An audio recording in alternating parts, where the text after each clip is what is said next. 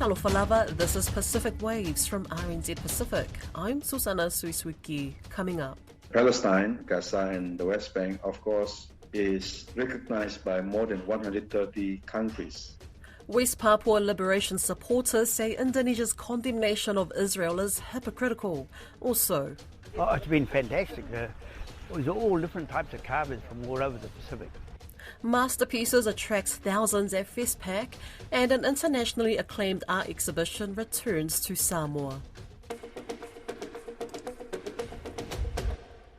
An expert in politics and governance in Melanesia says soon-to-be introduced amendments to Vanuatu's constitution aimed at curbing political instability could prove disappointing. Victoria University of Wellington professor in comparative politics, John Frankel, says the reforms do not take into account the tendency of office holders in Melanesia to manipulate systems for their own interests. He spoke with Koroi Hawkins, who began by asking him how effective the amendments would be in helping to curb political instability. I think they will be disappointed. The Yes campaign over the last couple of months has been very much emphasizing the likelihood of greater economic development and more stability with these political institutions in place. I think over time we'll find that they get manipulated much as other institutions get manipulated in Western Melanesia, not just Vanuatu, but also Solomon Islands and Papua New Guinea. The experience there is that the office holders will not act in the way that they're expected to act. They will act in partisan ways. I'm thinking particularly of the Speaker, who is a political appointee, but also the presidents of political parties. They will act in their own interests. The trouble with this legislation is that it presupposes what it sets out to achieve. It presupposes that there already are strong political parties that can hold their party presidents to account and make them behave in a kind of internally democratic way. But that's very unlikely to be the case. The presidents will have their own interests.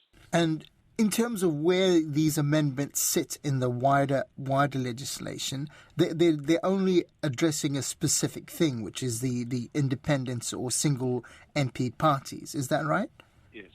Yes. The two amendments that have been passed are 17A, which requires a member of parliament to continue to support the same party during their term of office without defining what support means, which is going to be a problem. But the important bit about 17A is the possibility of expulsion of MPs for switching sides, which would be referred by a party president to the Speaker.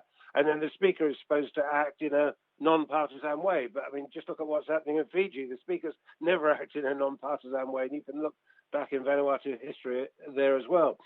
17B is the other amendment. That's the one that is supposed to require independents or members of one-person parties to join a political party within 3 months. But it doesn't really stop them registering as parties within that time.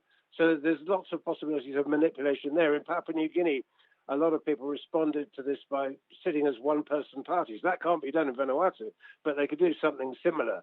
It doesn't actually expressly, it stops people from coming into Parliament as members of one-person parties, but it doesn't necessarily stop them registering as one-person parties, in my reading. And the 17B in particular is most vulnerable to constitutional court challenges. Is that your understanding as well? And how will that relate to 17A, if anything is dragged through the courts in relation to the application of these laws? Yes, well, I mean, unlike Papua New Guinea, where the rules were declared unconstitutional by the Supreme Court in 2010, Vanuatu has always been in a different position because its constitution requires a referendum over these party reforms. So that makes it less likely, I think, that the courts would rule these unconstitutional, but not impossible, because they may conclude that the reforms violate other parts of the Constitution to do with freedom of movement, which was the provision that proved so important in Papua New Guinea. I think the other dilemma that I think the politicians are aware of in Vanuatu is that they passed this Political Parties Registration Act in December that's supposed to fit in and underpin the operation of these new constitutional amendments. And there are some rather kind of strange provisions in that Political Party Registration Act that was passed in December that would likely be ruled unconstitutional by the courts, I think. And this hasn't been put to the referendum. Bringing it full circle, just ending on the referendum results, quite significant yes votes nationally, but showing some differences between the islands from the results we're seeing.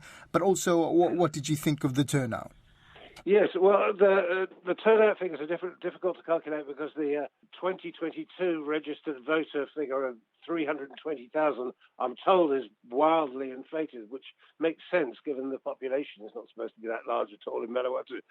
So it will be interesting to get decent registered voter data and have a look at turnout. But I always thought that it was likely that if you supported these constitutional amendments, you'd go and vote yes. But if you didn't support them, you probably wouldn't bother going to vote at all. After all, why would you vote against them?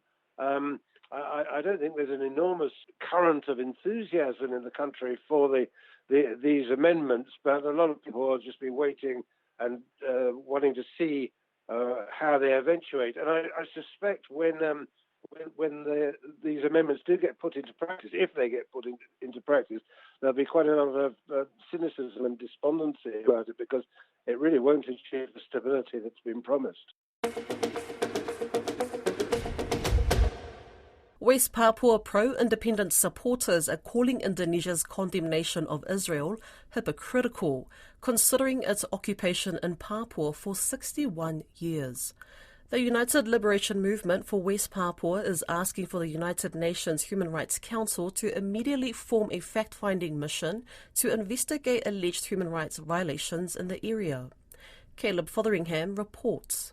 The Indonesian government, through the Minister of Foreign Affairs and the President, has condemned the Israeli government's handling of the conflict in Gaza.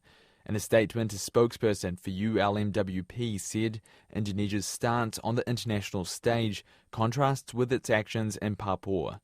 Andreas Harsono, a researcher at Human Rights Watch in Indonesia, says it's hard to compare. Palestine, Gaza, and the West Bank, of course, is recognized by more than 130 countries, members of the United Nations. Meanwhile, West Papua is being discussed mostly among 7 or maybe 10 other countries. So this is difficult to compare. He also says Indonesia, the most populous Muslim-majority country in the world, has religion in common with Palestine.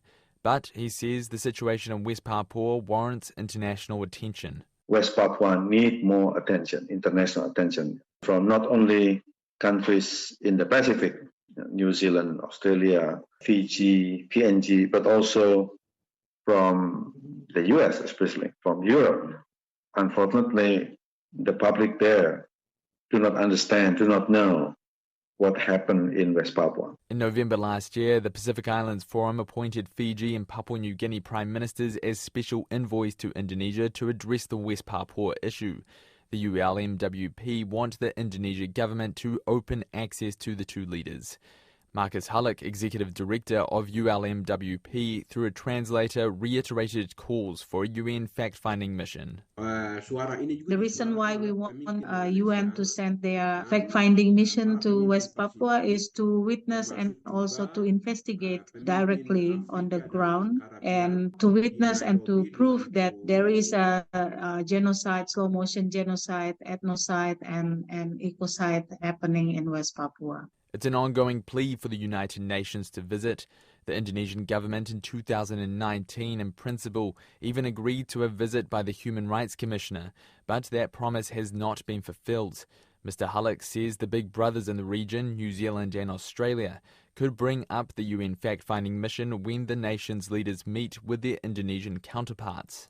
There has been several visits by the leaders when they visit Indonesia, but it seems like the issue of West Papua is not as important as the other issues such as trade and other issues. Former New Zealand Greens Member of Parliament Catherine Delahunty says West Papua has experienced a range of deprivations. I do feel very frustrated that our own backyard where a sustained occupation and which is being maintained through violence and basically attacks on Indigenous Papuans every day and a variety of forms doesn't get profiled. Nearly all foreign media are banned from entering West Papua. To tell the story of West Papua is extremely difficult. Anyone that criticises the regime has great difficulty getting into that country to report, and local journalists are subjected to sustained threat. And so we're in a very unhealthy situation in terms of public understanding of just how drastic the situation is. Ms Delahunty says New Zealand and Australia could create consequences for Indonesia, which they have failed to do. She says the countries could do things like refusing military exchanges until Indonesia allows a fact-finding mission. What we are seeing is, the power that Indonesia has to intimidate the smaller nations, and the larger nations like Australia and Aotearoa New Zealand just refusing to act because they're refusing to take responsibility for their own part in allowing this to continue. A statement from the Embassy of the Republic of Indonesia in Wellington, sent to RNZ Pacific, says the government of Indonesia is committed to accelerate the development of all provinces, including Papua. Traditional Pacific carving practices are being celebrated in Hawaii at the Festival of Pacific Arts and Culture. Master carvers from across the region have spent the week side by side, carving giant exhibition pieces to be displayed this weekend. Tiana Haxton has the story. Each country has been tasked with carving a tuhoi, a large paddle for steering canoes. Under the lead of their master carver, the small teams are creating pieces reflecting their unique cultures. Anthony Watson, a carver from Palau, says it has been eye-opening to learn new ways of telling stories through carvings. It's been an education, seeing how everybody's cultures, upbringing, and have influenced what they choose to come up with. What we produce with our hands is very much dictated by where we come from. He's also noticed similarities between the nations. He says this shows how connected Pacific cultures are. Mokomai of Rapa Nui agrees, saying the differences make them unique, but the similarities make them family. We are very happy because I'm seeing different style, different culture, but we are brothers. We are brothers. Union. This is mobile. We are Hanau.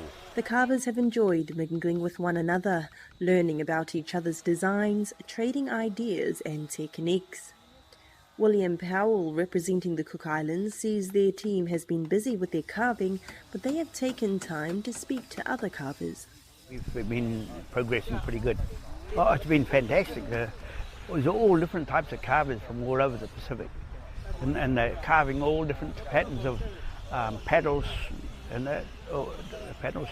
Their patterns are really nice, beautiful patterns. Yeah. This weekend, the carved paddles will be on exhibit at the Bishop Museum. The carvers say the gathering has inspired them to be more proactive in teaching their techniques to future generations.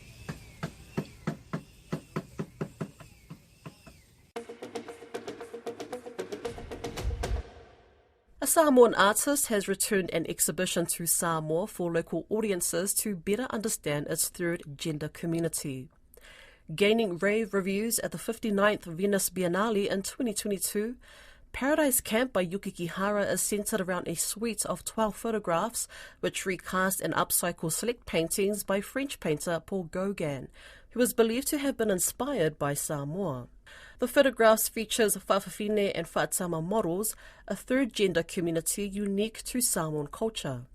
The launch of Paradise Camp coincided with Samoa's 62nd Independence Day and was attended by Samoa's Deputy Prime Minister Tuala Te Vanga Josefo Bonifacio. I caught up with Yukikihara and began by asking her the impact Paradise Camp had on an international level. The impact that my exhibition Paradise Camp had at the international level when it first premiered at the 59th Venice Biennale in 2022 was that it kind of filled the gap with regards to the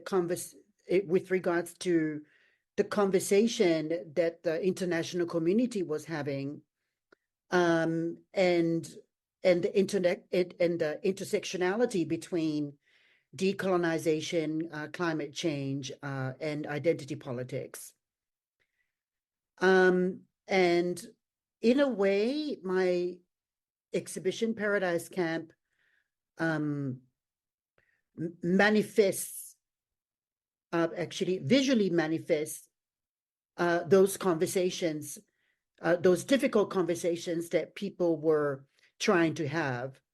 And my exhibition was able to provide some articulations of those ideas. Remember that when Paradise Camp premiered at the Venice Biennale in 2022, we were just coming off the 2-year COVID lockdown. And then so during the 2-year COVID lockdown, the thing is that it actually highlighted the inequalities amongst the races, gender, and sexuality. That's what COVID did. And what Paradise Camp did is that it actually looked at the layers of intersections, between gender, decolonization, and climate change. Because COVID is a climate change phenomenon, right? And I think that's what, and then I kind of feel like Paradise Camp was presented at the right place at the right time, to an audience, that was, already thinking about these kinds of ideas, and looking at art and, and how might art, could provide some solutions or some contributing discussions. And, as a result of Paradise Camp being at the Venice Biennale, as a result of Paradise Camp being at the Venice Biennale, it garnered major media attention, from the likes of, CNN, The Guardian, the Financial Times, Vogue magazine, Harper's Bazaar. Everybody was talking about Paradise Camp, and directing, some of their ideas and perhaps answers to what Paradise Camp might be able to provide. And Paradise Camp subsequently toured the Powerhouse Museum in Gardigoland in Sydney in 2023, and it's now touring Samoa at the Salatonga Sands Resort and Spa, which actually opened last week on Saturday, 1st of June, which coincided with the 62nd anniversary of independence of Samoa.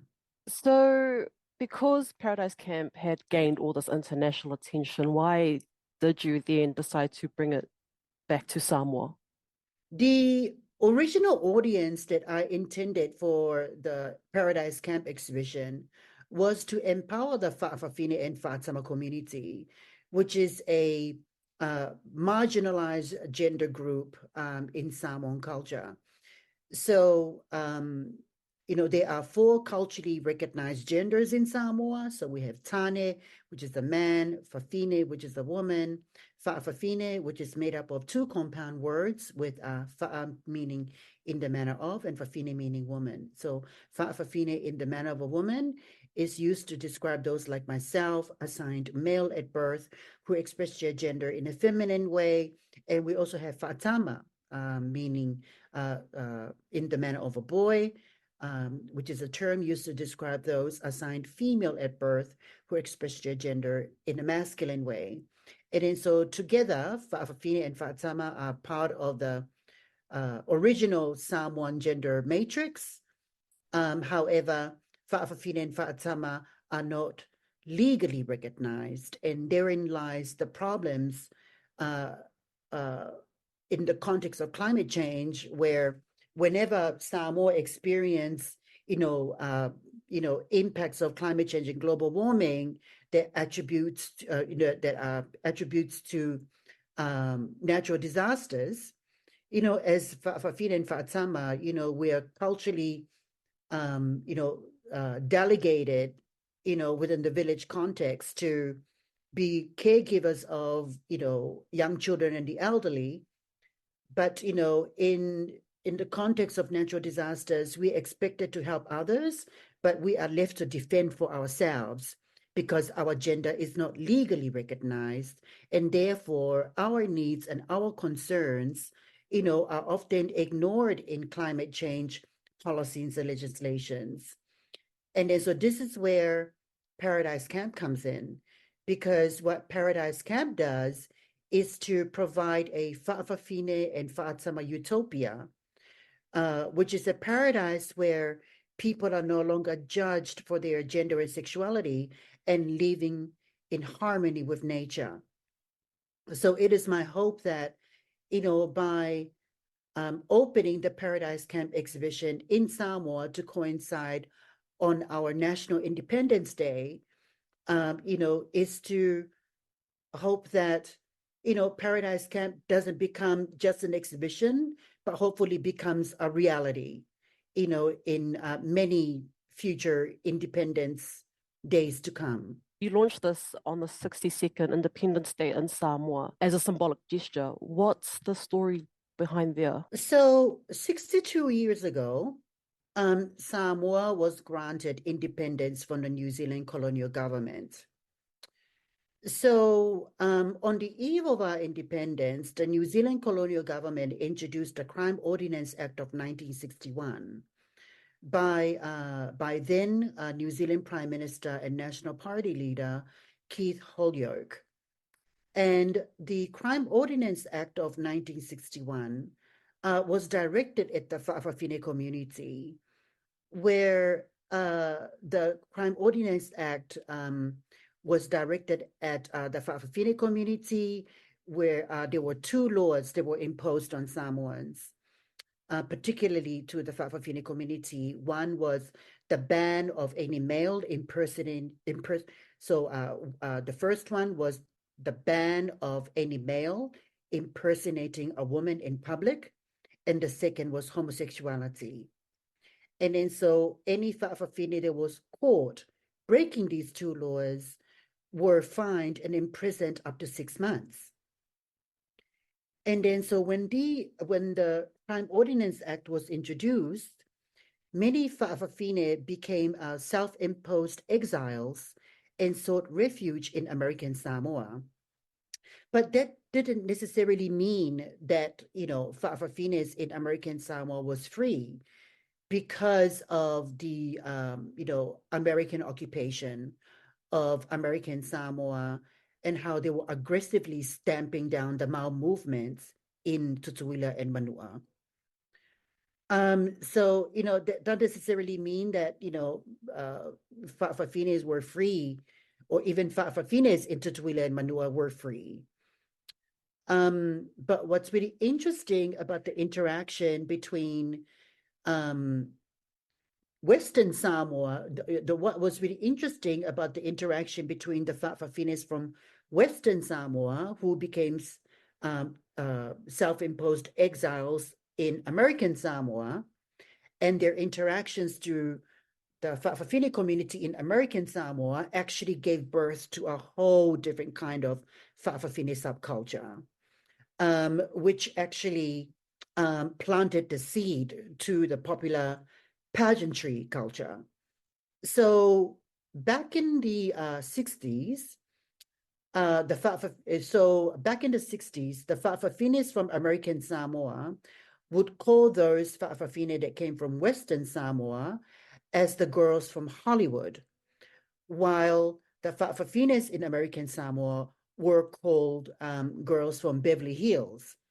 And then so Hollywood and Beverly Hills would often meet in the weekends, at parties, and try and outdo each other with their glamorous gowns. And, you can just imagine this would be, a very spectacular, occasion. But it was also an occasion for the Fa'afafines in Western Samoa and American Samoa to escape the harsh realities of their lives. So fast forward to 2023, Thanks to the efforts of three Samoan Fa'afafine lawyers, Phineas Hartson, Yimania Brown, and Alex Sua, they all jointly made a submission to the Samoa Law Reform Commission to abolish these two laws that were directly targeting the Fa'afafine community. So the Samoan government agreed to abolish the female impersonation law, but the homosexuality law continues to remain as something as being somewhat illegal. And then so I say somewhat illegal because Samoa now accepts homosexuality, but it's actually the act of sodomy. Whether you are a gay couple or straight couple, that is criminalized under the law.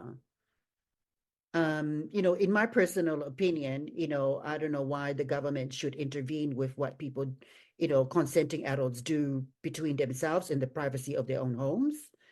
But that's where the law stands at the moment. But that doesn't necessarily mean that the Fa'afafine in communities kind of like off the hook, because future governments can easily reactivate this homosexuality law and pursue the Fa'afafine community with all the wrong reasons. So would you say that Paradise Camp has created an opportunity for Fa'afafines and Fa'atama to challenge the government to legally recognize the community? I would say that the Paradise Camp exhibition actually provides a platform to have those kinds of conversations, and there are multiple things that needs to be discussed. This is not just looking at the legacy of the Crime Ordinance Act of 1961. It also talks about, acknowledging the invisible labor of Fa'afafine and Fa'atama and the contributions they make to their family, extended family, to the village, to the church, to the country, and across the diaspora. And I feel that once there is that recognition for our invisible labor, then I think everything else will fall into place. I created Paradise Camp as an exhibition that empowers the Fa'afafine and the Fa'atama community, and that was the primary audience that I wanted to empower with what I do, and also provide a platform to have conversation about some of the topics that are often excludes the Fa'afafine and the Fa'atama community with regards to the pertinent issue of climate change and the accelerating levels of natural disasters that are currently occurring in Samoa as we speak. So the Deputy Prime Minister that was at the launch, has he acknowledged the concerns that you've raised? Yes, he has. So it is an ongoing conversation with the Samoan government. Nothing happens overnight in Samoa. There is, a formal process that needs to take place, in addition to all the talanoas that needs to happen, with the community, with the leaders of our community, with our matais, and eventually with the government. So it's something that, they've been made aware of. So it is an ongoing conversation. What are you hoping people in Samoa, the wider community, what are you hoping they'll take away from Paradise Camp? What I would like the audience in Samoa to take away from the Paradise Camp exhibition is the visibility and the fabulousness of the community. We are here to contribute, always been contributing, and can we all work towards a paradise where no one is judged for their gender, sexuality, and that we can finally live in harmony with nature. And I kind of feel like if we are able to treat ourselves better, then maybe perhaps we can actually treat the nature better. Once this exhibition is over in Samoa, are you planning to take it elsewhere in the Pacific? Yep. So there are currently talks about the touring of Paradise Camp to Tahiti, and the presentation of Paradise Camp held at the Sainsbury Centre for Visual Arts that's opening in March of next year. That's Pacific Waves for today. To listen back, head over to rnz.co.nz/Pacific. We're also on Spotify, Apple and iHeartRadio. From myself and the RNZ Pacific team, tō whā sui fua.